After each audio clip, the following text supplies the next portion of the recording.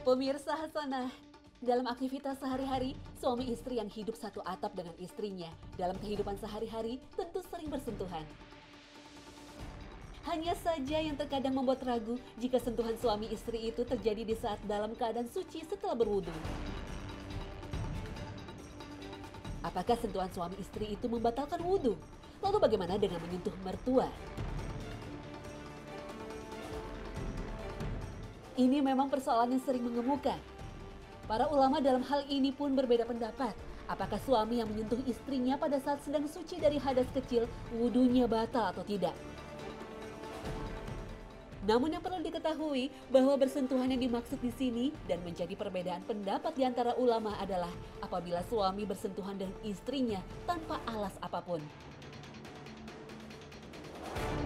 Menurut para ulama mazhab Syafi'i, suami yang menyentuh istrinya dalam keadaan berwudu, maka wudunya batal. Hukum batalnya wudu karena bersentuhan dengan lawan jenis ini berlaku umum baik wanita yang disentuhnya itu mahram atau bukan mahram. Hal ini berdasarkan firman Allah Subhanahu wa Ta'ala.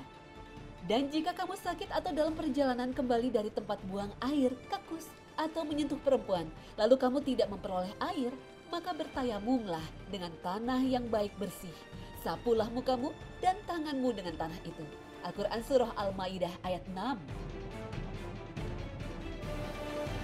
Berdasarkan ayat ini, para ulama mazhab Syafi'i menyatakan di antara sebab wudhu atau tayamum adalah menyentuh perempuan.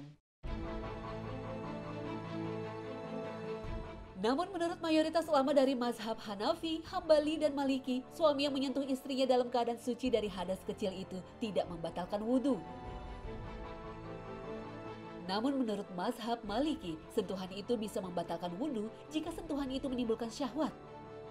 Jika sentuhan itu tidak menimbulkan birahi, maka tidak membatalkan wudhunya. Hal ini berdasarkan keterangan dari sejumlah hadis Nabi SAW. Di antaranya dari penuturan Aisyah radhiyallahu anha bahwa Nabi SAW mencium sebagian istrinya, kemudian keluar untuk sholat berjamaah dan tidak berwudu. Hadis riwayat At-Tirmizi dan Ibnu Majah.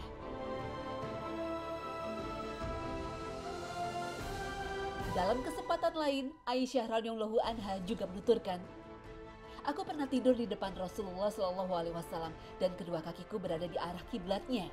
Apabila beliau sujud, maka beliau menyentuhku lalu aku pun mengangkat kedua kakiku.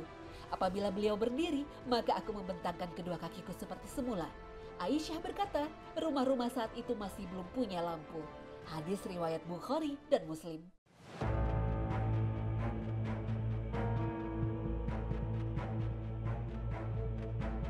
Dalam kitabnya Ibnu Taimiyah menguraikan masalah ini. Ia menegaskan ketika seseorang berwudu, maka hukum asal dari wudunya itu adalah suci dan tidak batal, sehingga ada dalil yang mengeluarkan dari hukum asalnya. Dalam hal ini yang membatalkan itu tidak ada. Padahal kita ketahui bersama bahwa menyentuh istri adalah suatu hal yang amat sering terjadi. Seandainya itu membatalkan wudu, tentu Nabi SAW akan menjelaskan kepada umatnya dan masyhur di kalangan sahabat.